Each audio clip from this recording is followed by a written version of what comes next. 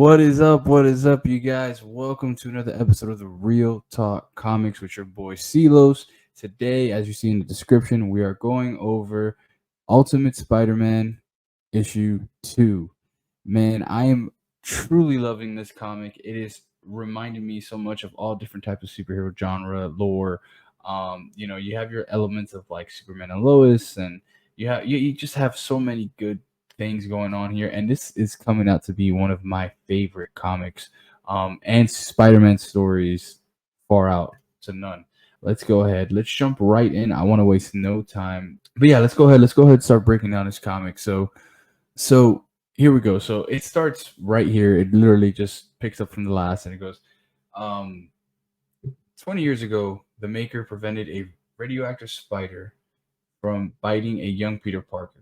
He likewise prevented the creation of any other superheroes and formed a secret council to rule the world from the shadows. In a quest to free the world, the Maker's Council, Tony Stark sent Peter, now a married father of two, a package containing the same radioactive spider and biotech suit. So here's the thing before I continue reading. The biotech suit, what I've been noticing, and we're gonna get through the comic here, it's almost like a symbiote, but not. It's more like a shadowy mist type of thing. It's very weird. I've never seen it before, and it's pretty cool. Like I kind of like the take that they're going. It's very futuristic and different. Um, so where was that? Okay, after watching his uncle Ben Parker and mentor J. Jonah Jameson leave the Daily Bugles over pressure from the Bugles owner Wilson Fisk.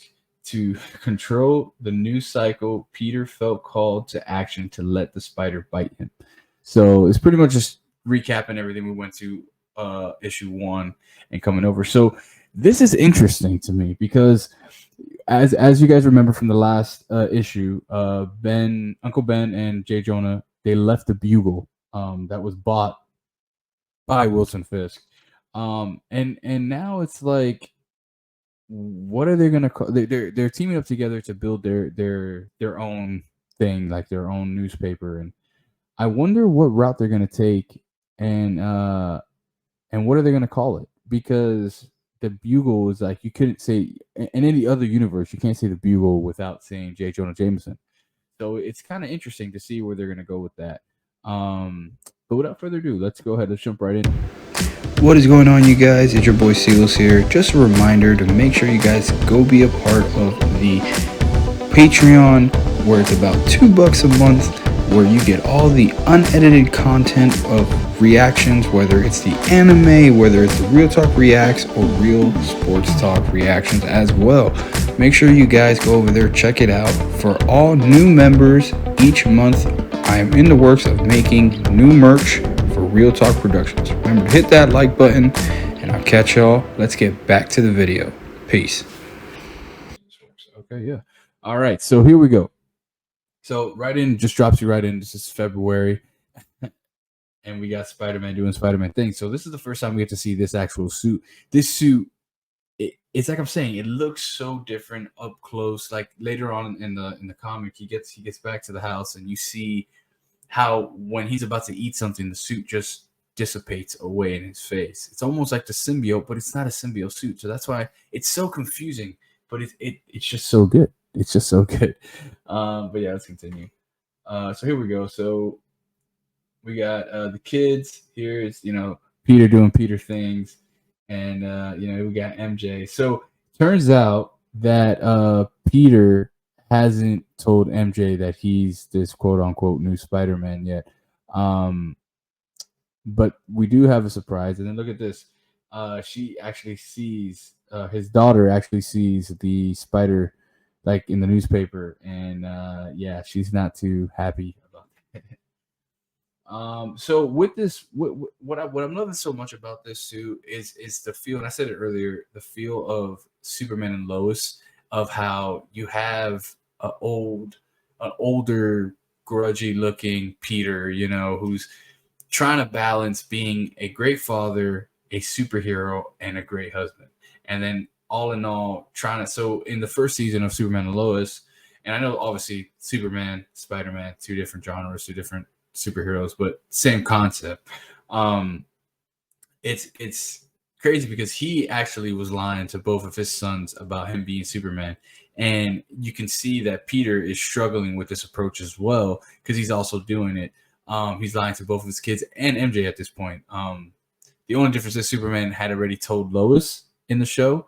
So like here we're kind of seeing the balance and stuff. So it's pretty interesting. It's an interesting take on the story. So yeah, so here we go. So we have Spider-Man here taking on. So he hasn't called himself the Spider yet. He's kind of just out there doing vigilante work right now. Which is pretty cool. We get to see going through here. He's fighting. Who is he fighting? So they didn't show him yet. So it's like a version of I want to say like Shocker, if I'm not mistaken, but we'll get through it here.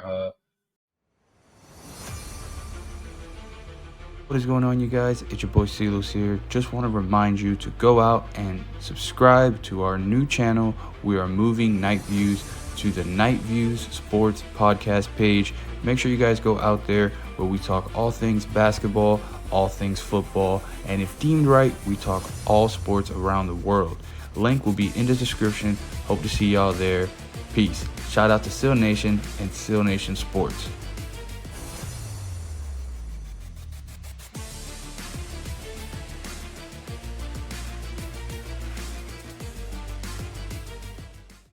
All right, so yeah, we have Spider-Man here. He's fighting, trying to find a work balance of going ahead and going on with taking on these villains and stuff like that.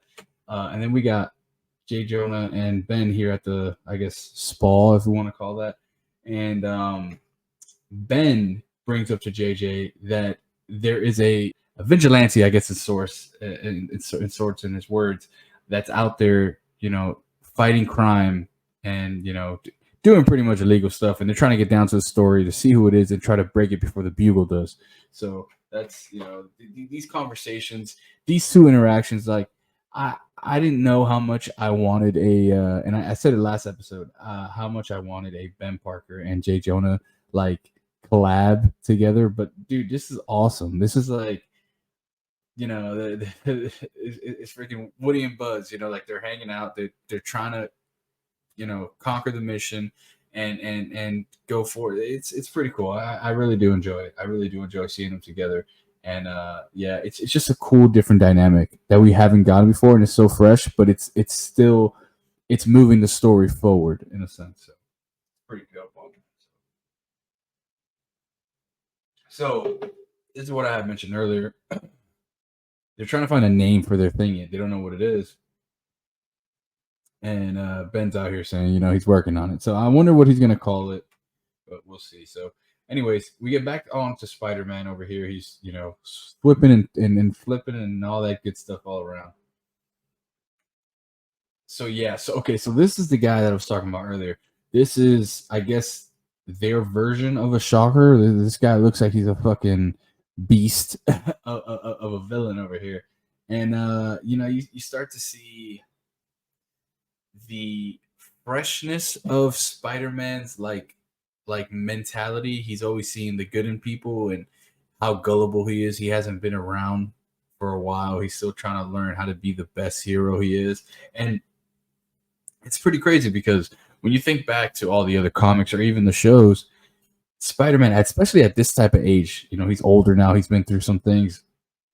He's like elite level of like knowing what he has to do. And here you could still tell like he's trying to figure things out. He's trying to do certain moves. He's trying to move around and stuff. So very, very, very interesting. First time. Yeah. So you see like right here, like original Spider-Man that we know at this age, he already knows quote unquote bluff or a misdirect, and he kind of falls for it here. So kind of interesting. See, he gets all shocked up here and stuff. So see, so now this is what I'm talking about. So he finally makes it back home. It's a bad day at the office, and he gets some out of the fridge. I guess it's like ice cream or something. Look at the way the mask just like dissipates from his mouth and opens up. At first, I thought he ripped it off, but no, it's really like it's a part of his body. And what made me realize that was when he realizes his daughter is there looking at him. And yeah, so you see right here, and then you can see, I hope you can see my mouse. Look at the way the mask just dissipates away from his head, and it goes, and it kind of adds on to his suit right here. And so this is a cool dynamic. You know, you don't, the wife doesn't know, the son doesn't know, but then you have the little daughter who's nosy, always wants to be where you're at, figures out that daddy's a superhero. And now this is where we start leaning more towards that. Oh, dad, I don't like this costume. I don't like this color on you. We got to make it better, and so on and so forth. And we'll see a little bit of that, the bondingness and stuff like that, telling him that he stinks. That's pretty funny. So then we come over here. This is kind of crazy. So this is giving me. I know I use Superman and Lois a lot to kind of describe how I'm feeling here, but I can't help it because this is almost like a Smallville Superman and Lois type of feel, to where Kingpin takes over the Bugle, where as Lex Luthor buys the Daily Planet and takes it over as well. So this is pretty cool that they're kind of taking that mirror to that here. And it's true. I think it was Lex that said it. When you control the media, you control the narrative, and that's essentially what Kingpin is doing here. And get used to that. I'm gonna be jumping a lot back and forth between DC and Marvel when I'm making my comparisons and stuff like that. And I still got a lot to learn, especially reading this like this arc of comics. So yes, keep going. I'm trying to figure out who this guy is. I really don't know much about him. Trying to see if he kind of says. I don't remember if it says something about him. Yeah, I just know he's like Kingpin's right hand. So yeah, so they're chatting it up. Then you got Peter being Peter. You see, look again right there, how that mask just pretty much appears back on him. He doesn't even have to move it or take it. That's so thick. So he gets back. He gets his get back over here at Shocker. Keep going here. So then this was interesting. So he got shocked here, and then we just see Homie right here. So now it kind of so it doesn't really it just shows him there. So we don't know if this guy is a bad guy or if he's a good guy trying to get back at Fisk. My theory is I think it's Harry, obviously. But I think this is gonna be a universe where the Goblin is actually gonna team up with Spider-Man. I believe so. I haven't read far enough ahead. I don't know. But it just kind of I get that feel. But this is pretty badass. So because it looks like here he's gonna try to go after him now, So that's kind of like what I'm putting together so far.